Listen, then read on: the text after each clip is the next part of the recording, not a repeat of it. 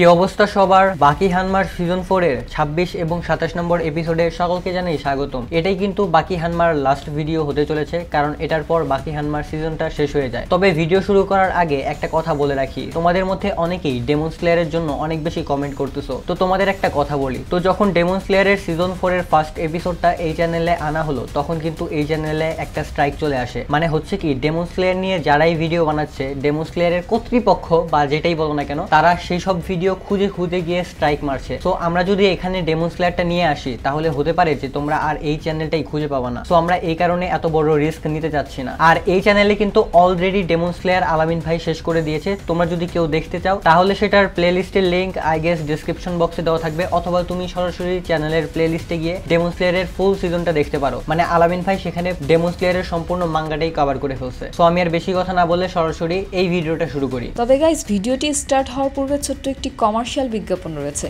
এবং তোমরা জানো কমার্শিয়াল বিজ্ঞাপন আসলে কি করতে হবে। বিজ্ঞাপন দেখার প্রয়োজন নেই, তোমরা ডিরেক্ট স্কিপ করে মূল ভিডিওতে যাবে। ডেসক্রিপশনে যাও, সেখান থেকে ডিউরেশনে ক্লিক করো। হ্যালো বন্ধুরা, আজ আমরা এমন একটি অ্যাপ সম্পর্কে তোমাদের বলতে চাই যে অ্যাপটির অফিসিয়াল পার্টনার হচ্ছে পিএসজি। আর এখানে অনেকগুলো ম্যাচ খেলে ল্যাপটপ, আইফোন, স্মার্ট ওয়াচ ও আরও অনেক ক্যাশ প্রাইজ জেতার সুযোগ রয়েছে। আর এই অ্যাপটিতে সকল ধরনের লাইভ ম্যাচের রেজাল্ট দেখতে পারবে, এবং এই ম্যাচের স্কোর অনুমান করে গেমও খেলতে পারবে। যেমন কোন টিম জিতবে, কোন টিম কত রান করবে, কে সর্বোচ্চ স্কোর করবে। এছাড়া বিভিন্ন ধরনের গেম রয়েছে, সেগুলো খেলেও ইনকাম করতে পারো। আর রেজিস্ট্রেশনের সময় আমাদের যে প্রোমো কোডটি রয়েছে অলোক1, এটা ব্যবহার করলে প্রথম ডিপোজিটে 26,000 টাকা পর্যন্ত বোনাস পেতে পারো। আর এই টাকা তুমি খুব সহজেই বিকাশ, ব্যাংক এবং অন্যান্য সহজ পদ্ধতির মাধ্যমে উঠাতে পারো। তো আর দেরি কিসের? ডেসক্রিপশনে প্রোমো কোড এবং পিন কমেন্টে প্রোমো কোড সহ সাইন আপ লিঙ্ক রয়েছে, সেটা ব্যবহার করো এবং ক্যাশ প্রাইজ জিতো। আর এখানে আরেকটা কথা মনে রেখো, আমরা যেই বিজ্ঞাপন দেই না কেন, অনলাইন থেকে টাকা আয় করা এত সহজ কোনো ব্যাপার নয়। তোমরা কোনো আর্থিক ক্ষতির সম্ভাবনা রয়েছে এমন কোনো ওয়েবসাইটে যাবে না। তো চলো এবার মূল ভিডিওতে চলে যাই। এই এপিসোডের শুরুতেই ইউজিরো হানমা বাকিকে বলে, আমি আর আমার বাবা সম্পূর্ণই আলাদা ছিলাম। আমাদের চিন্তা ভাবনা, আমাদের থাকার স্টাইল, এমনকি আমাদের শক্তিও সম্পূর্ণ আলাদা ছিল। তবে আমি আমার বাবার একটা টেকনিককে অনেক বেশি পছন্দ করতাম। আমি আমার বাবার সেই টেকনিকটা নিয়ে অনেক বেশি গর্ব করি। তো তুমি কি সেই টেকনিকটা দেখতে চাও বাকি? এটা বলে ইউজিরো হানমা বাকির কাছে গিয়ে তাকে একটা কিক মেরে তার পা ধরে তাকে উল্টো ঘুরিয়ে বাকির মাথাকে তার হাতের মধ্যে নিয়ে চলে আসে। এটা দেখে ডোপোরোচি বলে, আমার তো মনে হচ্ছে ইউজিরো হানমা এখন বাকিকে নানচাকের মতো করে ঘোরাবে। এদিকে দেখা যায় সত্যি সত্যি এখন ইউজিরো হানমা বাকিকে নানচাকের মতো করে ঘোরাচ্ছে। ইউজিরো হানমা বাকিকে এখানে এত বেশি স্পিডে ঘোরাচ্ছিল যে বাকি এখানে কিছুই ভালোভাবে দেখতে পাচ্ছিল না। বাকির নাক দিয়ে তখন রক্ত পড়তে শুরু করে। আসলে ইউজিরো হানমা বাকিকে এত জোরে ঘোরাচ্ছিল যে বাকির শরীরের রক্ত সব ব্রেনে এসে জমা হচ্ছিল। এ কারণে এই রক্তগুলো বাকির নাক, কান আর মুখ দিয়ে বেরিয়ে আসতে থাকে। কিছুক্ষণের মধ্যেই এই সব রক্ত বাকির চোখেও চলে আসে। এ কারণে বাকি এখানে সবকিছুই লাল লাল দেখছিল। এই সবকিছু দেখে সেখানে থাকা সাধারণ মানুষরা ভয়ে পালিয়ে যেতে থাকে। আসলে ইউজিরো হানমা বাকিকে এমন ভাবে ঘোরাচ্ছিল যে কারণে এখানে বিভিন্ন ধরনের এনার্জি ক্রিয়েট হচ্ছিল। এই সব কিছু দেখেই মূলত এত বেশি মানুষরা পালিয়ে যাচ্ছে। এদিকে এসব দেখে অলিভা চিন্তা করতে থাকে, এটা শুধুমাত্র ইউজিরো হানমাই করতে পারে। আমি যদি ইউজিরো হানমার জায়গায় থাকতাম, তাহলে আমি তাকে উঠিয়ে আছাড় মারতাম, অথবা আমি তাকে অস্ত্রের মতো করে ব্যবহার করতাম। দাঁড়াও, অস্ত্র? তার মানে কি ইউজিরো হানমা এখন তাকে নানচাকের মতো ব্যবহার করবে? এরপরে ইউজিরো হানমা বাকিকে ঘোরানো বন্ধ করে। সে বাকিকে বলে, বাকি তুমি কি ঠিক আছো? তুমি যদি ঠিক নাও থাকো, তাহলেও আমার কিছু যায় আসে না। এরপরে ইউজিরো হানমা বাকিকে সেই ভ্যানের উপরে আছাড় মারে। আছাড় মারার পর ইউজিরো হানমা বাকিকে বলে, আমি জানি এত কিছু করার পরেও তোমার কিছুই হয়নি, কারণ তোমার মধ্যে হানমা পরিবারের রক্ত আছে। আর যার মধ্যে হানমা পরিবারের রক্ত থাকে, তাকে এত সহজে হারিয়ে দেওয়া যায় না, আর সে এত সহজে ব্যথাও পায় না। ইউজিরো হানমা তখন বাকিকে বারবার সেই ভ্যানে আছাড় মারতে থাকে। বাকি তখন ভাবতে থাকে, বাবা তুমি হয়তো একটা জিনিস জানো না, সৃষ্টিকর্তা আমাকে একটা উপহার দিয়েছে। আমার এই বডি অনেক বেশি শক্তিশালী। তুমি যতবারই আমাকে এই গাড়িতে আছাড় মারো না কেন, আমার শরীরের কিছুই হবে না, কারণ আমি যে জায়গায় পড়বো, আমি সেখানে পড়ার আগেই সেই জায়গাটাকে নষ্ট করে দেই, অথবা আমি সেই জিনিসগুলোকে নষ্ট করে দেই যেগুলো আমাকে ড্যামেজ দিতে পারবে। এ কারণে তুমি আমাকে যেখানেই আছাড় মারো না কেন, এতে করে আমার কিছুই হবে না। এরপরে বাকি দাঁড়িয়ে ইউজিরো হানমার হাত ধরে ফেলে। ইউজিরো হানমা তখন বলে, বাকি তুমি আমার হাত কেন ধরেছো? তুমি কি এখন আমার সাথে সামনে হাঁটতে যেতে চাও? বাকি তখন বলে, না বাবা, তুমি এখন পর্যন্ত আমাকে যত কিছু দিয়ে দিয়েছো আমি এই সবকিছুই তোমাকে ফেরত দিতে চাই, আর এটার জন্য আমি তোমাকে একটা গিফট দিতে চাই। আসলে এই সময়ে বাকি ইউজিরো হানমার হাতে কিছু একটা দিয়েছিল। ইউজিরো হানমা যখন সেটাকে দেখে তখন সে দেখতে পায় বাকি এতক্ষণে আছাড় খাওয়ার সময় এই গাড়ির নাট বল্টু দিয়ে একটা ছোট খেলনার মতো বানিয়ে নিয়েছে। এটা দেখে ইউজিরো হানমা বাকিকে বলে, বাকি এটা কত বিচ্ছিরি একটা গিফট, আমাকে বলো তুমি এটা কখন বানালে? বাকি তখন বলে, যখন তুমি আমাকে গাড়ির উপর আছাড় মারছিলে তখন আমি প্রত্যেকবার একটা একটা করে গাড়ির অংশ নিয়ে তোমার জন্য এই গিফটটা বানিয়েছি। ইউজিরো হানমা তখন বলে, ও আমি এখন বুঝতে পেরেছি, আমি তোমাকে যে সমস্ত জায়গায় আছাড় মারছিলাম তুমি আগেই সেই জায়গাগুলোকে ধ্বংস করে দিচ্ছিলে, আর এই কারণে তোমার শরীরে একটু ড্যামেজ লাগেনি, আর তুমি এখন আমার সামনে দাঁড়িয়ে আছো, তাই না? বাকি তখন বলে, তুমি একদম ঠিক বুঝেছো, আর আমি এখন তোমাকে আরো একটা গিফট দিব, আর আমি এটা অন্তত বলতে পারবো যে এই গিফটটা তোমার অবশ্যই ভালো লাগবে। এটা বলেই বাকি ইউজিরো হানমার মুখে একটা কিক করে, আর এরপর বাকি বলে, এটা তোমার কেমন লাগলো বাবা? ইউজিরো হানমা তখন বলে, অনেক ভালো, আর এখন তুমি আমার আক্রমণকে ডজ করার চেষ্টা করো। এটা বলেই ইউজিরো হানমা বাকির উপরে আক্রমণ করে দেয়। তখনই বাকি প্রথমে ইউজিরো হানমাকে একটা কিক করে, এরপর সে ইউজিরো হানমার মুখে একটা পাঞ্চ মারে। এ কারণে ইউজিরো হানমা উড়ে কিছুটা পিছিয়ে যায়। বাকি তখনই আবারও তার কাছে এসে তাকে একটা কিক করে। এই সময় ইউজিরো হানমা ভাবতে থাকে, আমি আজ পর্যন্ত কতজনের সাথে ফাইট করেছি তার কোনো হিসাব নেই, তবে আজ পর্যন্ত কোনো ফাইটেই আমি এত বেশি মজা পাইনি। আমি আগে ভাবতাম আমি অনেক বেশি শক্তিশালী, তাই আমাকে হারাতে পারবে এমন কেউই এই পৃথিবীতে নেই। এ কারণে আমার সবসময় অনেক একা একা লাগতো, মানে সাইতামার যেরকম লাগে অনেকটা ওরকম। তবে আজকে আমি সমানে সমানে ফাইট করার মতো একজনকে পেয়ে গেছি। এরপরে বাকি ইউজিরো হানমার বাদামে একটা লাথি মারে। এই কারণে ইউজিরো হানমার সেখানে অনেক বেশি ব্যথা হতে থাকে। বাকি তখন দেরি না করে আবারও ইউজিরো হানমার মুখে একটা কিক করে। এই কারণে ইউজিরো হানমার মুখ দিয়ে অনেক বেশি রক্ত বের হতে থাকে। তবে তখনই ইউজিরো হানমা উল্টে বাকির উপরে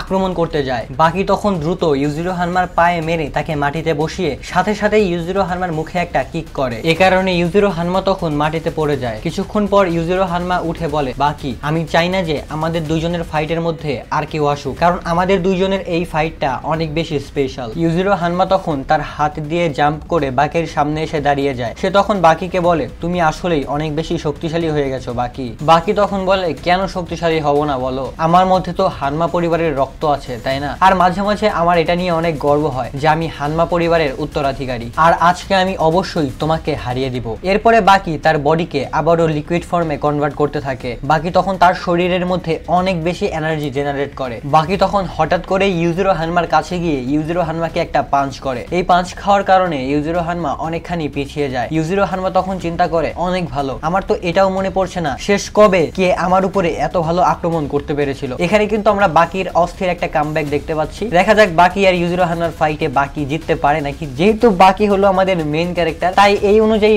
বাকির এখন মুভ অন করা উচিত। বাকির এখন ইউজিরো হানমাকে ইচ্ছা মতো পেটানো উচিত। দেখা যাক কি হয়। বাকি তখন বলে, বাবা তুমি কি এই সব কিছুর কারণে বোর হয়ে যাও না? ইউজিরো হানমা তখন বলে, হ্যাঁ এই সব কিছুর কারণে আমি অনেক বেশি বোর হয়ে যাই, আর এই কারণে আমি জাপান ছেড়ে অন্য দেশে গিয়েছিলাম অন্যান্য দেশের ফাইটারদের সাথে ফাইট করার জন্য। আমি সেই সব দেশে গিয়ে সেই দেশের সকল পাওয়ারফুল ফাইটারদেরকে হারিয়ে দিয়েছি, সেই দেশের সকল পাওয়ারফুল জন্তু জানোয়ারকেও হারিয়ে দিয়েছি, এমনকি আমি সেই সব দেশের আন্ডারওয়ার্ল্ডকেও হারিয়ে দিয়েছি। তবে তাদেরকে হারানোর পরেও আমি এত বেশি মজা পাইনি যতটা মজা আমি আজকে তোমার সাথে ফাইট করার পর পাচ্ছি। আমি কখনো ভাবতেও পারিনি একটা বাচ্চার সাথে ফাইট করে আমি এত বেশি মজা পাবো। আচ্ছা, আমার একটা পার্সোনাল মতামত দেই, এই ইউজিরো হানমা আর বাকির ফাইটের সময় আমার কেন জানি ইউজিরো হানমাকে একটু দুর্বল লাগতেছে। লাইক অন্যান্য সকল ফাইটে ইউজিরো হানমা হলো টপ লেভেলের ফাইটার থাকে, মানে ওরকম পাওয়ারফুল, ওর প্রেজেন্সেই সবকিছু ভয় লাগে। তবে বাকির সাথে ফাইট করার সময় কেন জানি মনে হইতেছে যে ইউজিরো হানমা একটু দুর্বল হয়ে গেছে। জাস্ট এটা আমার একটা পার্সোনাল মতামত দিলাম। মানে ইউজিরো হানমা এখানে বাকির কাছে অনেক বেশি মার খাইছে তো, আর আমি পার্সোনালি ইউজিরো হানমার অনেক বড় একটা ফ্যান। যাই হোক,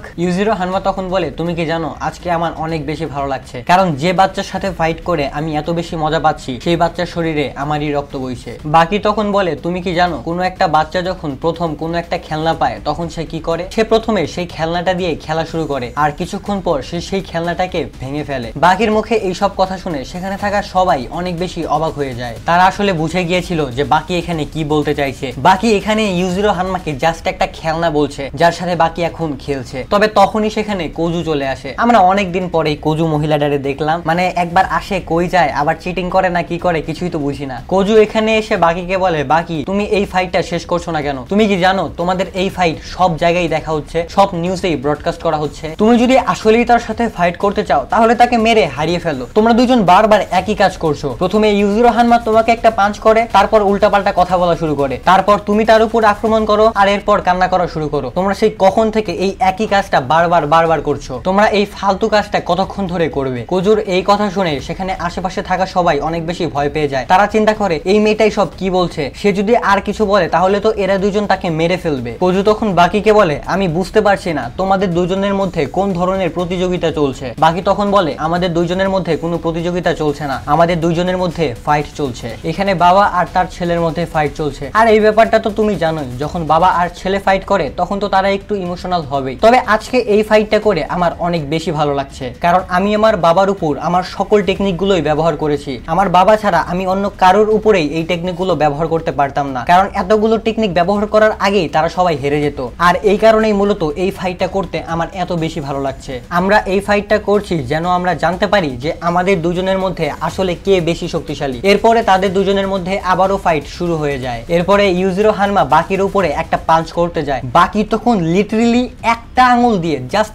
একটা আঙুল দিয়ে ইউজিরো হানমার আক্রমণের ডিরেকশনকে চেঞ্জ করে দিয়ে তাকে উল্টো ঘুরিয়ে মাটিতে ফেলে দেয়। পড়ে যাওয়ার সময় ইউজিরো হানমা তার পা দিয়ে বাকির উপরে একটা ব্যাক কিক করে, তবে বাকি তখন তার দুই হাত দিয়ে সেটাকে আটকে দেয়। তারা দুইজনই এখন তাদের সব শক্তি ব্যবহার করে ফাইট করার জন্য প্রস্তুত হয়ে যায়। এরপরে ইউজিরো হানমা বাকির উপরে আক্রমণ করে দেয়। বাকি তখন ইউজিরো হানমার মুখে একটা কিক মারে। ইউজিরো হানমা বাকির এই কিককে ডজ করে, কিন্তু তখনই দেখা যায় বাকি তার পায়ের আঙুল দিয়ে ইউজিরো হানমার মাথার চুল ধরে ইউজিরো হানমাকে মাটিতে আছাড় মারে। তবে ইউজিরো হানমা শেষ মুহূর্তে নিজেকে কোনোভাবে কন্ট্রোল করে নিয়েই বাকির উপরে একটা কিক করে, তবে বাকি এটাকে ডজ করে দেয়। ভাই, এখানে তাদের এই দুজনের ফাইট কত বেশি যে ইন্টারেস্টিং ছিল তোমরা জাস্ট না দেখলে বুঝতে পারবা না। মানে এটা জাস্ট বলে বোঝানোর মতো না যে কত ভালো ছিল এই ফাইটটা। এদিকে যেসব মিলিটারি অফিসার আর পুলিশরা এখানে এসেছিল সাধারণ মানুষদেরকে দূরে সরিয়ে দেওয়ার জন্য, তারাও এখন বাকি আর ইউজিরো হানমার ফাইট দেখতে থাকে। তারাও এখন ভাবতে থাকে যে তাদের দুজনের মধ্যে কে আসলে এই ফাইটটা জিতবে। এরপরে ইউজিরো হানমা বাকির উপরে অনেক পাওয়ারফুল একটা পাঞ্চ করে, এ কারণে বাকি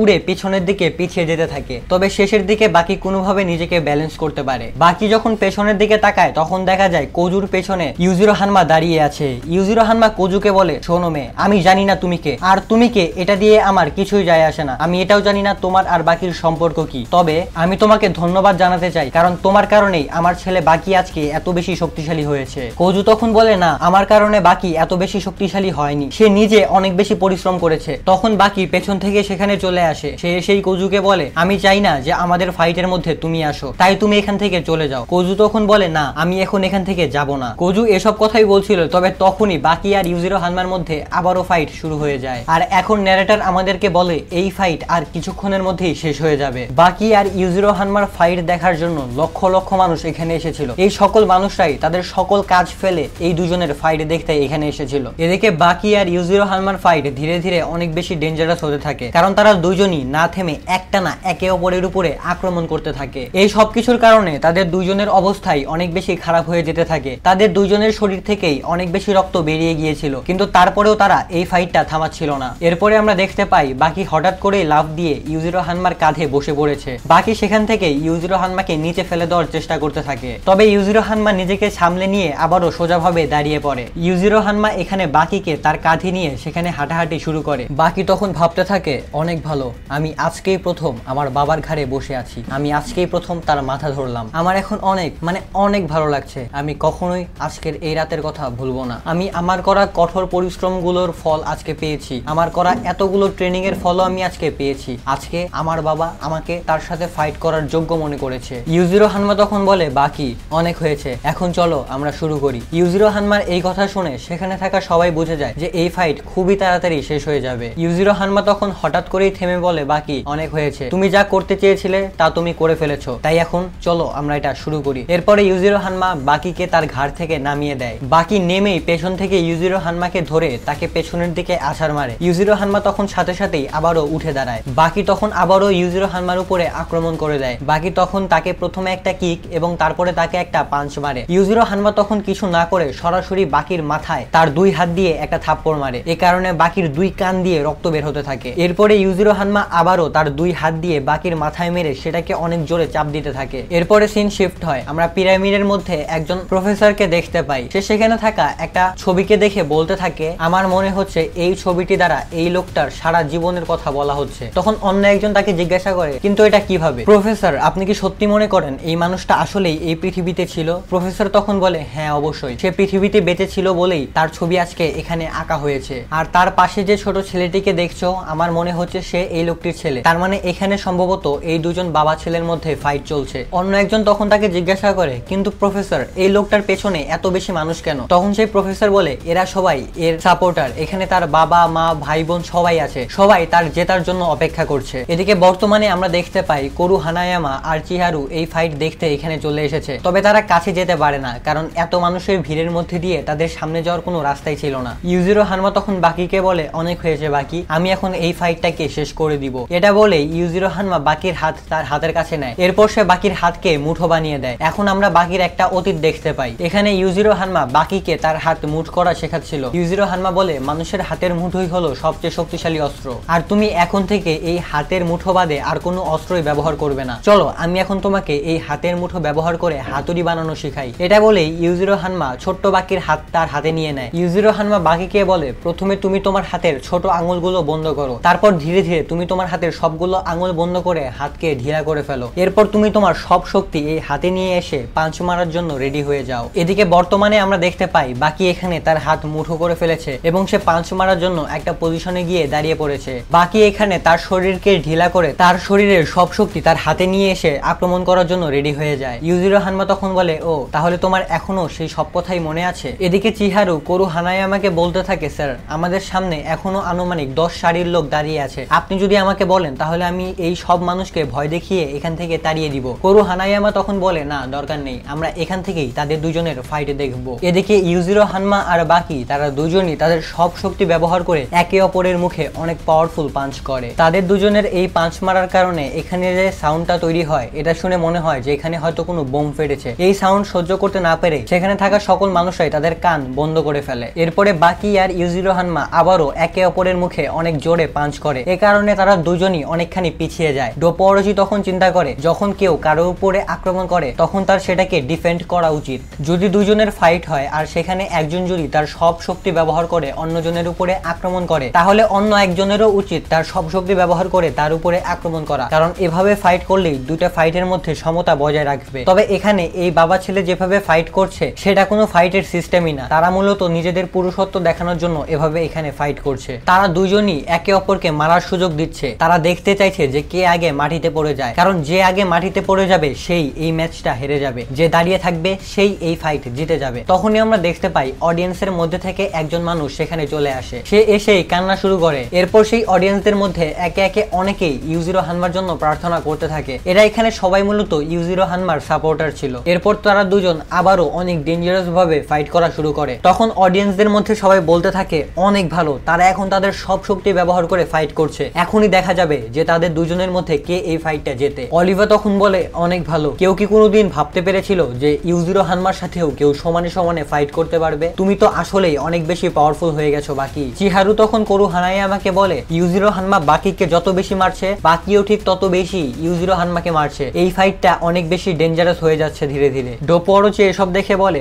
যতক্ষণ না তারা একে অপরের উপর এভাবে আক্রমণ করা বন্ধ করবে ততক্ষণ তাদের এই ফাইট শেষ হবে না। এখন আমাদের একটা ফ্ল্যাশব্যাক দেখানো হয়। এখানে যত গরিব অসহায় লোকেরা ছিল তারা সবাই উনিকে সাপোর্ট করতো। উনি মানে এখানে ইউজিরো হানমা, মানে ইউজিরো হানমার বাবা আর বাকির দাদা। এখানে ইউজিরো হানমা গরিবদের জন্য সবার সাথে ফাইট করতো। এখানে যখন আমেরিকানরা জাপানের উপর আক্রমণ করেছিল তখন ইউজিরো হানমাই এই সকল গরিব দুঃখীদের সাহায্য করেছিল, তাদেরকে বাঁচিয়েছিল। তবে আমেরিকানরা ইউজিরো হানমাকেও অনেক বেশি ভয় পেতে শুরু করে, কারণ ইউজিরো হানমাও অনেক বেশি শক্তিশালী হয়ে যায়। এই জন্য তারা ইউজিরো হানমার সাথে বন্ধুত্ব করে যেন ইউজিরো হানমা তাদেরকে যুদ্ধে সাহায্য করতে পারে। এরপর তারা ইউজিরো হানমাকে অনেক বেশি টাকা দেয়। এই জায়গাটা নিয়ে আমি একটু কনফিউজড আছি, এখানে কি শুধুমাত্র ইউজিরো হানমার কথাই বলা হয়েছে নাকি এখানে ইউজিরো হানমার বাবার কথাও বলা হয়েছে, এটা আমি শিওর না। তোমরা যদি কেউ জানো সেটা আমাদের জানিয়ে দিতে পারো। মানে সাধারণত আমরা ইউজিরো হানমার বাবাকে ইউজিরো হানমা বা উনি নামে চিনি, তো এখানে একবার ওগার বলা হয়েছে একবার উনি বলা হয়েছে, তো এখানে কি শুধুমাত্র ইউজিরো হানমার কথাই বলা হয়েছে নাকি এখানে ইউজিরো হানমার বাবা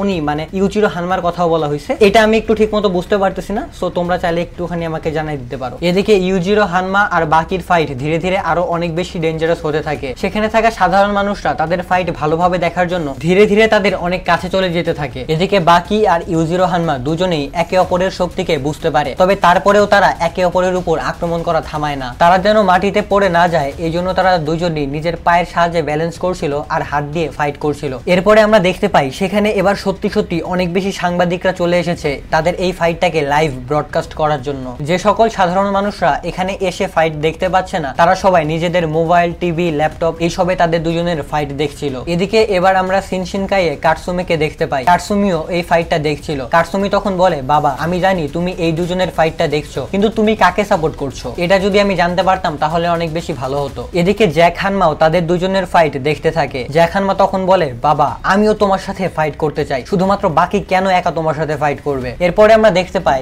ইউজিরো হানমা তার দুই হাত ছড়িয়ে বাকির সামনে দাঁড়িয়ে আছে। ইউজিরো হানমা মূলত তার শক্তি বাকির সামনে দেখাতে চায়, আর এদিকে বাকি না থেমে একটানা ইউজিরো হানমার উপরে আক্রমণ করতে থাকে। আক্রমণ করার সময় বাকি ভাবতে থাকে, আমি কি দেখতে পাচ্ছি, আমি কি সবকিছু শুনতে পাচ্ছি, আমি না থেমে শুধুমাত্র ইউজিরো হানমার উপর আক্রমণ করেই যাচ্ছি, কিন্তু আশেপাশে কি হচ্ছে এই ব্যাপারটা নিয়ে আমার কোনো ধারণাই নেই। আমি আমার হাতকে অনুভব করতে পারছি না, আমার হাত একদমই অবশ হয়ে গেছে। আমি কি ইউজিরো হানমাকে পাঞ্চ করছি নাকি আমি বাতাসে পাঞ্চ করছি, ইউজিরো হানমাও কি আমাকে পাঞ্চ করছে, আমি এসবের কিছুই দেখতে পাচ্ছি না। আসলে আশেপাশে কি হচ্ছে কিছুই বুঝতে পারছি না আমি। তবে এখন আমি ইউজিরো হানমাকে এমন ভাবে ঘুষি মারবো যেন মনে হয় আমি তাকে জড়িয়ে ধরছি। আমি এই সুযোগটাকে কোনোভাবেই মিস করতে পারবো না। এরপরে আমরা দেখতে পাই ইউজিরো হানমা বাকিকে ধরে ফেলেছে। সে বাকিকে ধরে অনেক জোরে চাপ দিতে থাকে, এ কারণে বাকির বুকের হাড় ভেঙে যেতে থাকে। বাকির বুকের হাড় ভেঙে দেওয়ার পর ইউজিরো হানমা বাকিকে নিচে নামিয়ে দেয়। এই সব কিছুর কারণে বাকি এখন নিচে পড়ে গিয়েছিল। আশেপাশে কি হচ্ছে বাকি ঠিক মতো কিছুই বুঝতে পারছিল না। তার যে শরীরের হাড় ভেঙে গেছে বাকি এটাকেও ফিল করতে পারছিল না। কোরু হানায়ামা তখন বলে,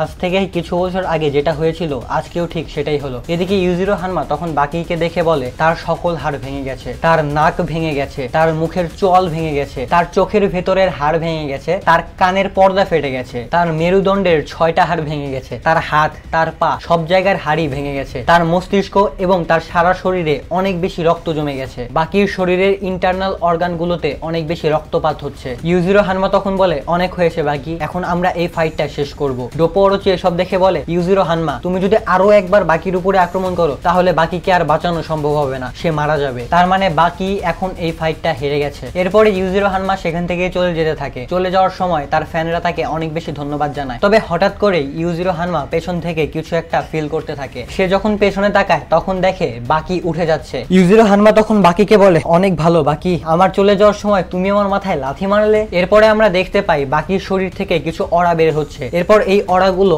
একবারে বাকির শেপ নিয়ে নেয়। এরপর এই বাকি শ্যাডো বাকি ইউজিরো হানমার উপরে আক্রমণ করে দেয়। সেখানে থাকা কেউই বুঝতে পারছিল না যে এখানে আসলে কি হচ্ছে। তবে ডোপো অরোচি বুঝতে পারে যে এখানে বাকির শ্যাডো এখন ইউজিরো হানমার সাথে ফাইট করছে। ইউজিরো হানমা তখন শ্যাডো বাকিকে বলে, বাকি তোমার এই আক্রমণগুলোর কারণে আমার কিছুই হবে না। এরপরে ইউজিরো হানমা তার হাতেই কিছু একটাকে কাটতে থাকে, মানে সে এখানে ওই শ্যাডোর মাধ্যমে কাটাকাটি করছিল আর কি। তবে এবার ইউজিরো হানমা তার হাতে যেগুলো কাটছিল এগুলো সাধারণ মানুষরা দেখতে পাচ্ছিল। ইউজিরো হানমা এখানে প্রথমে টোফু কাটে, তারপর সে পেঁয়াজ কাটে, এরপর সে এগুলো দিয়ে এখানে একটা স্যুপ বানায়। এই সবকিছু কিন্তু শ্যাডোর মাধ্যমে করছিল। আর আমরা জানি যে বাকি হানমার শ্যাডো অনেক বেশি রিয়েলিস্টিক ভাবে কাজ করে। যাই হোক, এই স্যুপ রান্না শেষ হওয়ার পর ইউজিরো হানমা বাকিকে বলে, বাকি উঠে পড়ো, তোমার জন্য স্যুপ রেডি হয়ে গেছে। বাকিও তখন উঠে খাবার খাওয়ার জন্য ইউজিরো হানমার সামনে বসে পড়ে। ইউজিরো হানমা তখন বলে, আমি শুধুমাত্র এটাই বানাতে পেরেছি। বাকি তখন বলে, কোনো ব্যাপার না, এটাই আমার জন্য অনেক বেশি। এখানে তারা দুজন একসাথে বসে খাবার খাচ্ছে, এটা দেখে সেখানে থাকা সবাই অনেক বেশি অবাক হয়ে যায়। ইউজিরো হানমা তখন বলে, দ্রুত খাবারগুলো খেয়ে নাও, তা না হলে খাবারগুলো ঠান্ডা হয়ে যাবে। ইউজিরো হানমার এই কথা শুনে বাকি সেখান থেকে চপস্টিক তুলে খাবার খাওয়া শুরু করে। ইউজিরো হানমা তখন বলে, বাকি তুমি ঠিকভাবে চপস্টিক ধরতে পারোনি, আমি এর আগেও লক্ষ্য করেছিলাম যে তুমি ভুলভাবে চপস্টিক নিয়ে খাবার খাচ্ছ।